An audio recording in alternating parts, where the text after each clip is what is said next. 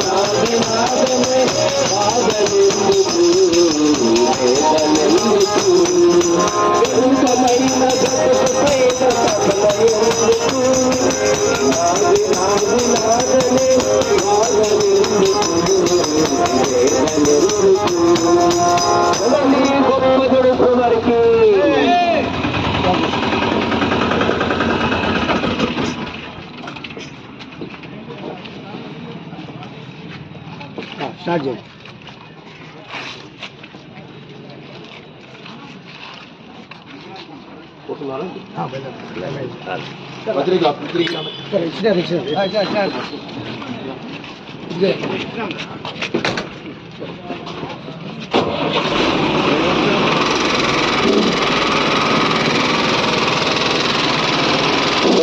ఉన్నటువంటి అన్నలారా అక్కలారా, దేవాది దేవుడు, ప్రభువుల ప్రభు, రాజుల రాజు అయిన ప్రభువు యేసుక్రీస్తు వారి యొక్క పరిశుద్ధ నామంలో మీకు శుభములు తెలియజేస్తున్నాం. ఈ బస్ స్టాండ్ లోను రావడం ఈ ప్రాంతంలో ఉన్నది షాప్ కీపర్స్ కానీ ఆటో నడుపుకునే వాళ్ళు, ట్యాక్సీలు నడుపుకునే వాళ్ళు, ఇంకా విధాలుగా ఆయా షాప్స్ లో ఉన్నటువంటి వారు, ప్రయాణికులుగా ఉన్నటువంటి వారందరికీ మరి ఉదయకాల శుభాకాంక్షలు మీకు తెలియజేస్తూ ఉన్నాము. మీరు అనుకోవచ్చు ఏంట్రా వీళ్ళ పొద్దున్నే ఇదేంట్రా వీళ్ళు పాట పాడుకుంటూ వచ్చారు అని అనుకుంటూ వచ్చాను. శుభవార్తతో మీదకి వచ్చేట్టున్నాము. పేపర్ వార్త కానీ, రేడియో న్యూస్ కానీ, రకరకాల వార్తలు ఎన్నో ఉంటున్నాయి. కానీ మేము చెప్పేది శుభవార్త. ఏమిటయ్యా శుభవార్త అంటే, దేవుడు నిన్ను ప్రేమిస్తూ ఉన్నాడు. నిన్ను ప్రేమించే వ్యక్తి ఒక ఆయన ఉన్నాడు. ఆయనే దేవుడు. లోకంలో నిన్ను ప్రేమించేవారు, నిజముగా ప్రేమించేవారు లేరు. స్వార్థంతో ప్రేమించేవారు ఉన్నారు, అంతే తప్ప నిజముగా ప్రేమించేవారు లేరు. బంధువులు కానీ, స్నేహితులు కానీ, వారి ప్రేమ తాత్కాలికమైనది, స్వార్థంతో కూడిందిగానే ఉంటుంది. కానీ నిజమైన ప్రేమ కాదు మనుషుల యొక్క ప్రేమ. అది దేవుని ప్రేమ శాశ్వతమైనది. పరిశుద్ధ గ్రంథం బైబిల్లో ఇదిగా ఇర్మియా గ్రంథము 31:3 ఈ విధంగా వ్రాయబడి ఉంటుంది. చదివి వినిపిస్తా ఉంది. అయితే దేవుని ప్రేమ ఎంత గొప్పదో ఒకసారి మీరు విని గ్రహించాలని మనం చేస్తున్నాం. చూడండి. శాశ్వతమైన ప్రేమతో వినండి, అదో శాశ్వతమైన ప్రేమతో నిన్ను ప్రేమించుతున్నాను, శాశ్వతమైన ప్రేమతో నేను నిన్ను ప్రేమించుచున్నాను కనుక విడవక నీ ఎడల కృప చూపుచున్నాను. ఈ నా మాటలు కాదు, పరిశుద్ధుడైన దేవుడు, సృష్టికర్త దేవుడు రాయించి డెఫినెట్లీ బైబిల్ గ్రంథంలోని మాటలు. శాశ్వతమైన ప్రేమతో నేను నిన్ను ప్రేమించుచున్నాను అంటే ఎటర్నల్ లవ్, మారని ప్రేమ. ఎవరైనా నిన్ను ప్రేమించేవారు ఉన్నారని అనుకోవచ్చు, కానీ ఆ ప్రేమ మారిపోద్ది. స్నేహితుల ప్రేమ మారిపోద్ది, రక్త సంబంధుల ప్రేమ మారిపోద్ది, కో పార్ట్నర్స్ వ్యాపారంలో ఉండేటువంటి పాలిభాగస్తుల ప్రేమ మారిపోద్ది. కొన్నిసార్లు భార్య భర్తల ప్రేమ కూడా మారిపోయేటువంటి ప్రమాదం ఉంటుంది. అయితే దేవుని ప్రేమ శాశ్వతమైనది, అది మారనిది. మరి ఏం చేసింది ఆ ప్రేమ అంటే 2024 సంవత్సరాల క్రితము పాపినైన నిన్ను నన్ను ప్రేమించి నా పాపాన్ని బట్టి నీ పాపాన్ని బట్టి నరకానికి పోవలసిన వారు ఉండగా ఆయన ప్రేమను బట్టి నీవు నశించక నరకానికి పోకుండా ఉండి నిమిత్తమాయి ఆ నరకము నుండి తప్పించటకు ఈ లోకానికి మానవాకారముతో వచ్చాడు.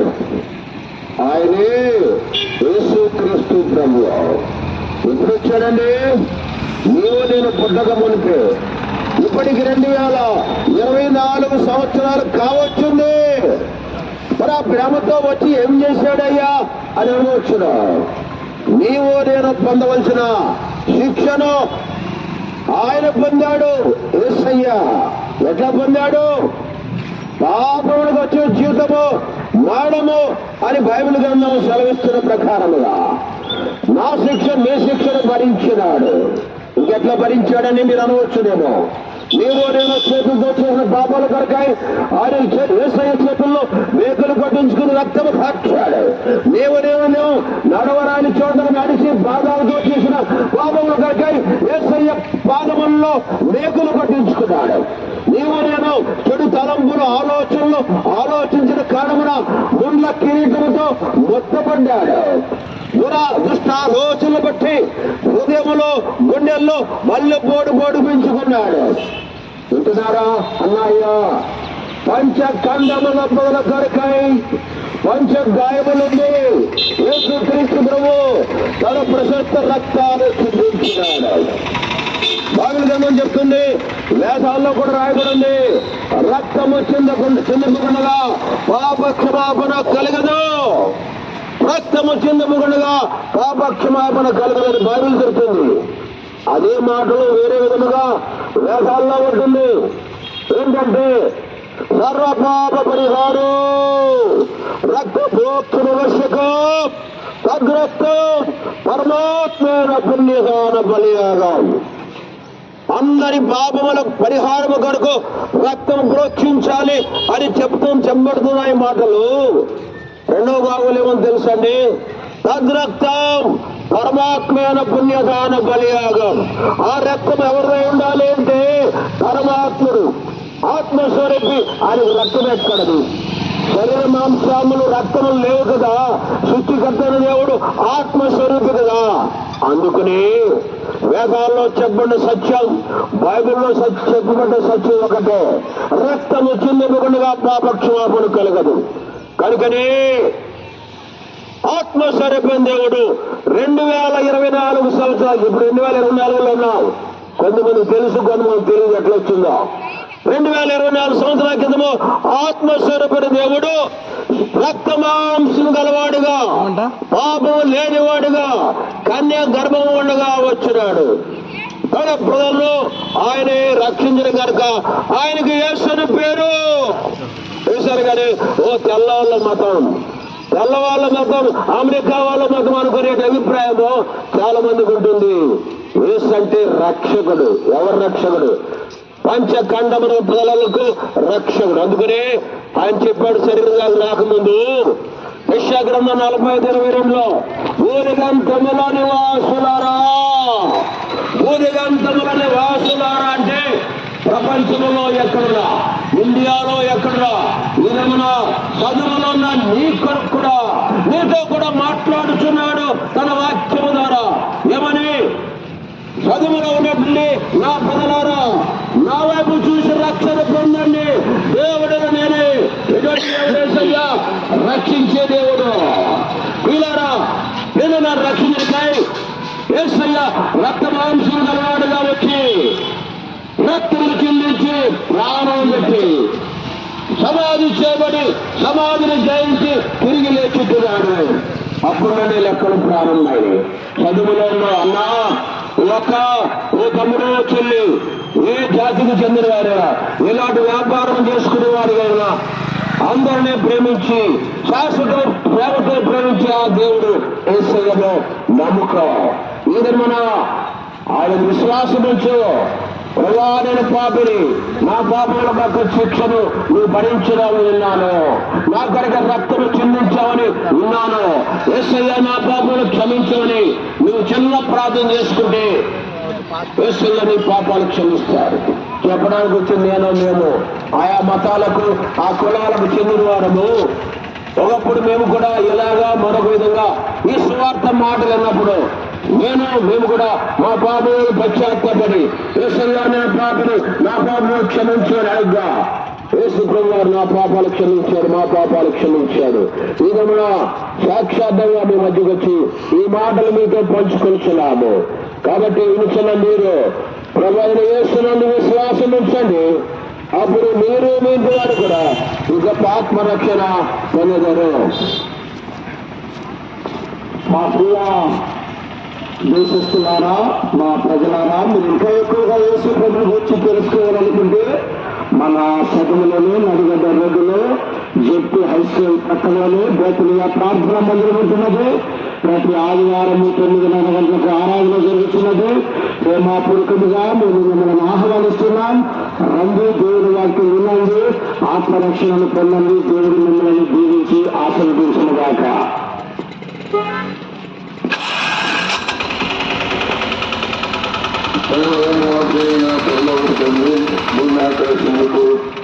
సభ్యులైనటువంటి మా సృష్టికర్తమైనటువంటి గొప్ప దేవ, ఈ కాల సమయంలో మీ యొక్క ప్రేమతో కూడిన మీ రాజ్య సువార్తను ప్రకటించుకుంటుండగా మీ వాక్యం దీవించి హృదయాన్ని గ్రహించుకుని అనుగ్రహించము. పరిశుద్ధాత్మ ద్వారా వారి పాపము నీతి తీర్పులను గురించి ఒప్పింపు చేసి మీ రక్తంలో పాపములు కడగబడినని ఎరిగి యేసుక్రీస్తు వారిలో విశ్వాసం నుంచి గొప్ప క్షమాపణ రక్షణను పొంది నిత్య జీవనం పొంది నిజమైన సంతోష సమాధానములను పొంది రాబో దైవోగ్రత నుంచి తప్పించబడి నిత్య నరకము నాశనం నుంచి తప్పించబడి దేవుని రాజ్యమునకు వారసులగునట్లుగా దేవుని మీరే సహాయమును దయచేయండి.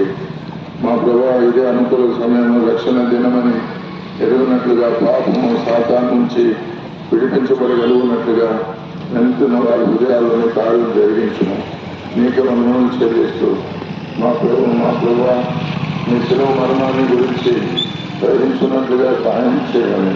మా రక్షకుడిని యేసు ప్రభు నామమున స్తుతించి ప్రార్థిస్తున్నాం తండ్రి. బోలియే జిందా ఖుదావన్ యేసు మసీహ్కి, రాజుల రాజైన యేసు ప్రభునకు, ప్రాణమిచ్చి మరణాన్ని గెలిచి తిరిగి లేచిన యేసు క్రీస్తు వారికి, నిజమైన శాంతి సమానమైన యేసు క్రీస్తు ప్రభు వారికి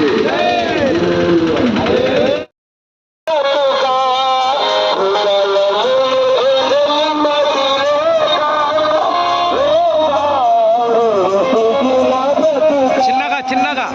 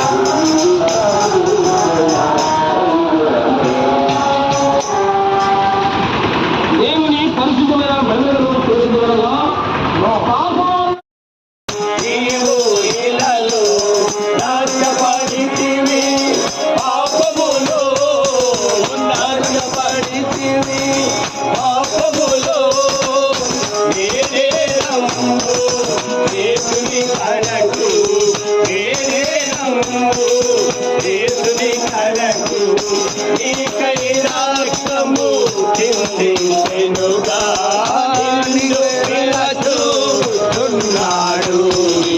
జీవితము జీవితము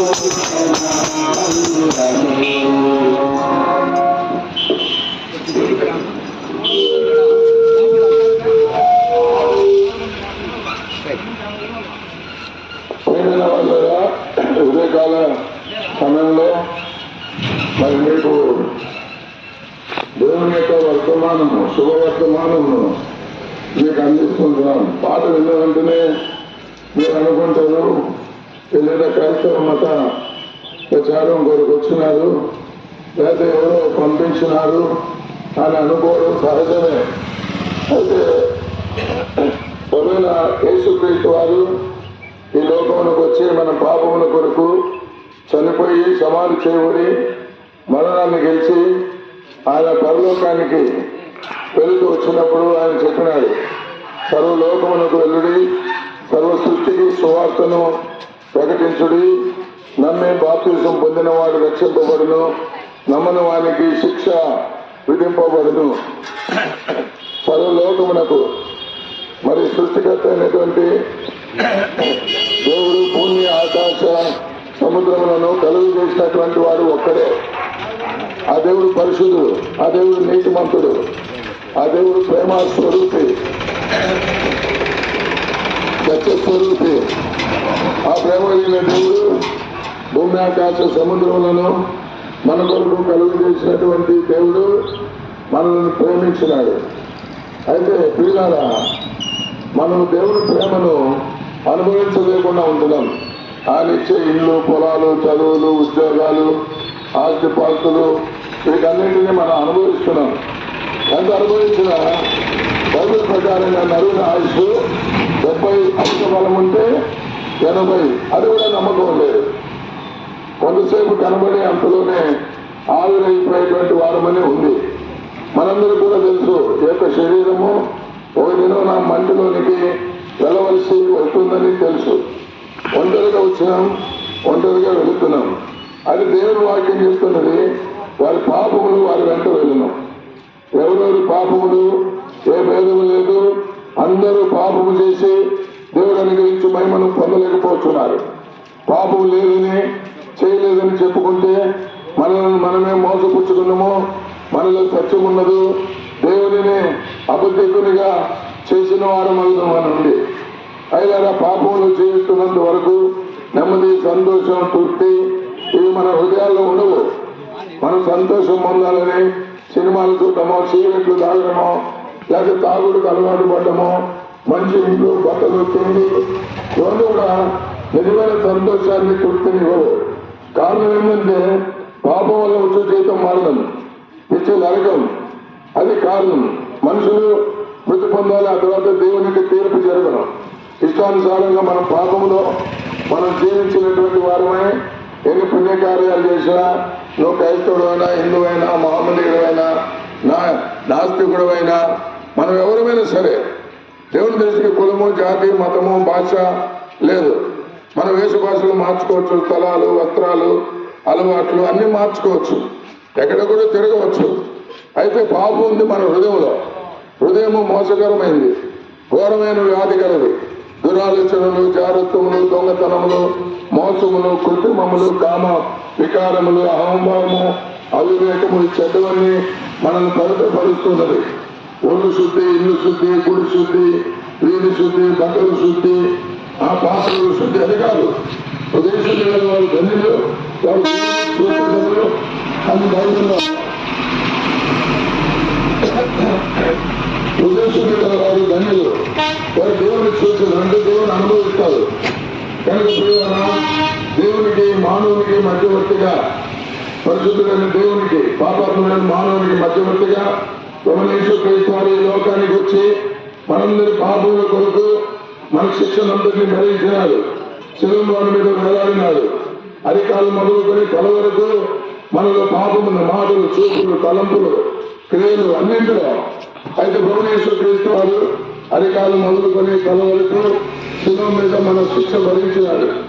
ఆయన కొరడాలతో కొట్టబడి ఉమ్మి వేయబడి తల వెంట్రుకలు పెరిగివేయబడి ఆయన వస్త్రాలు తీసివేయబడి శిలంరాని మీద మన మేకలు కొట్టబడి వేలాడినాడు. ఇది మనం పొందవలసిన శిక్ష. ఈ శిక్ష భరించినా కూడా పాపులమైన మనకు క్షమాపణ కలగదు. అయితే ప్రభువాడు పవిత్రుడు, నిర్దోషి, నిష్కల్మషుడు, పాపులలో చేరిన వాడు, ప్రత్యేకమైన వాడు, మనందరి పాపుల కొరకే చనిపోయినాడు. మతానికి ఒక మార్గము, కులానికి ఒక మార్గము ఉండదు. మనం కోర్టుకు పోతే అందరికీ ఒకే శిక్ష. చదువుల్లో వేరే ఉండొచ్చు, కోటాలు వేరే ఉండొచ్చు. అయితే దేవుని యొక్క శిక్ష అందరికీ సమానమే. ఆ శిక్ష నిత్య నరకం. అది అగ్ని ఆరదు, మన ఆత్మ చనిపోదు, విడుదల కలగదు. అయితే యేసు వారి ప్రేమతో ప్రాణం అర్పించి మరణించి తిరిగి ఇచ్చినాడు. ఎవరు మన శిక్ష భరించినారో వారికే మనల్ని క్షమించే అధికారం అనేది ఉంటుంది. ఆయన పరిశుద్ధ రక్తాన్ని చెల్లించినాడు. యేసు ప్రభు రక్తము ప్రతి పాపం నుండి మనల్ని కలిగి పవిత్రంగా చేస్తుంది. అయితే అమ్మగారా, ఇదే కాలంలో మేము చెప్తున్నటువంటి సువార్త సత్యం. మేము నమ్మినాము. మా పాపం క్షమించబడేది, మా జీవితాలు మార్చబడేది. ఇది మతం కాదు. ఏ మతం మారినా పాపాలు పోవు. నువ్వు క్రైస్త మతంలోకి వచ్చినా నీ పాపాలు పోవు. అయితే యేసు ప్రభువులో విశ్వసించడం ద్వారా యేసు ప్రభు వేరే, క్రైస్తవ మతం వేరే. రెండు ఒకటి కాదు. మతం మనం స్థాపించుకున్నది. అయితే ప్రభుని యేసు క్రీస్తు వారు పాపమును క్షమించడానికి అధికారం కలిగిన వారు. కనుక ఉదయకాల సమయంలో ఎంతో మంది చనిపోయినారు. నిద్రలో ప్రాణాలు పోతున్నాయి, యాక్సిడెంట్స్ లో పోతున్నారు, ఎన్నో రకాలుగా చనిపోతున్నారు. మనం అందరం ఎప్పుడో మనకి తెలియదు. కనుక ఇదే మీకు అనుకూల సమయం, ఇదే రక్షణ దినం. మన పాపములను మనం ఒప్పుకుంటే దేవుడు నమ్మదగిన వాడు, నీతిమంతుడు కనుక మన పాపములను క్షమిస్తాడు. సమస్త దుర్నీతి నుండి, నీ చెడు అలవాట్లు, స్నేహాలు, చెడు మార్గములు, చెడు స్థలాలు, ప్రతి పాపం నుంచి విడిపించి స్వతంత్రుడిగా చేస్తాడు. కనుక నేనే ప్రభువైన యేసునందు విశ్వాసం ఉంచుము. అప్పుడు నీవును నీ ఇంటి వారును ఈ గొప్ప ఆత్మరక్షణను మీరు పొందుతారు. మా గ్రామస్తులారా, దేవుని బిడ్డలారా, మన సభలోని నడిగడ్డ రోడ్డులో జెడ్పీ హెచ్ఐ స్కూల్ ప్రక్కనే బేతుడిగా ప్రార్థనా మందిరం ఉంటున్నది. ప్రతి ఆదివారం 9:30 గంటలకు దేవుని యొక్క ప్రార్థన ఆరాధనలు జరుగుతున్నాయి. ప్రేమపూర్వకముగా ఏ కుల మత భేదములు లేకుండా అందరినీ ప్రేమతో ఆహ్వానిస్తున్నాం. రండి, దేవుని వాక్యములు వినండి, ఆత్మరక్షణను పొందండి. దేవుడు మిమ్మల్ని, మీ కుటుంబములను దీవించునుగాక.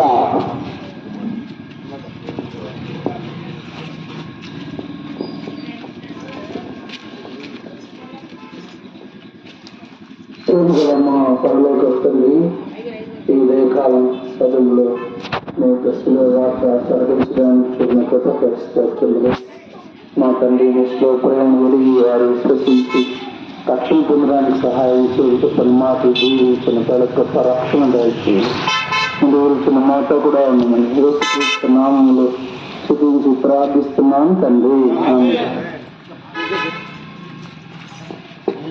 ఎప్పుడు జయమైన ప్రభు యేసుక్రీస్తు వారికే, లోక రక్షకుడైన యేసు ప్రభు వారికే, పాపుల రక్షకుడైన యేసు ప్రభు వారికే, వేదనీయ వాసి యేసు ప్రభు వారికే. హల్లెలూయా.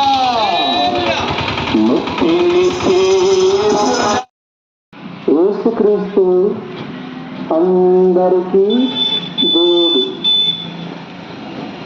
గొప్ప దేవుడు, పరిశుద్ధమైన దేవుడు. యేసు ప్రభు ఈ సృష్టి కంటే ముందుగా ఉన్నటువంటి దేవుడు.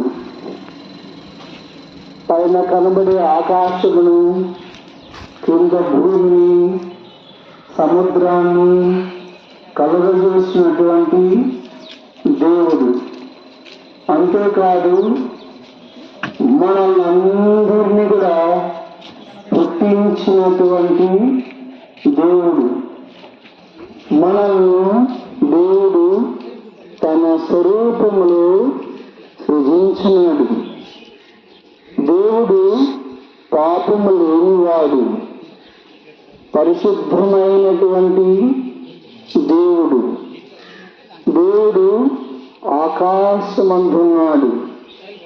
ఎట్లా ఉంటాడు ఆ దేవుడు అంటే, ఆయన ముఖము మహా తేజస్సు ప్రకాశించిన సూర్యుని వలె ఉండెను అని. ఆయన కంఠస్వరము విస్తార జల ప్రవాహముల ధ్వనులు ఉండెను. ఆయన పాదములు కొలుములో పుటంబడిన మెరుచున్న అపరంజితో సమానమై ఉండెను అని. ఆయన సూర్యకాంత పద్మరాగములను పొడినవాడు, మహిమా స్వరూపి, యుగయుగములు జీవించి ఉండేటువంటి గొప్ప దేవుడు. ఆ దేవుడు ఆది పురుషులను తన స్వరూపములో చేయాలనుకున్నాడు. ఆయన మట్టితో మానవుని చేసినాడు. అయితే వారు దేవుని ఆజ్ఞను అతిక్రమించి పాపములో పడిపోయినారు. ఆ పాప స్వభావం అనేది వారి పుట్టిన మనందరూ కూడా సంప్రాప్తమై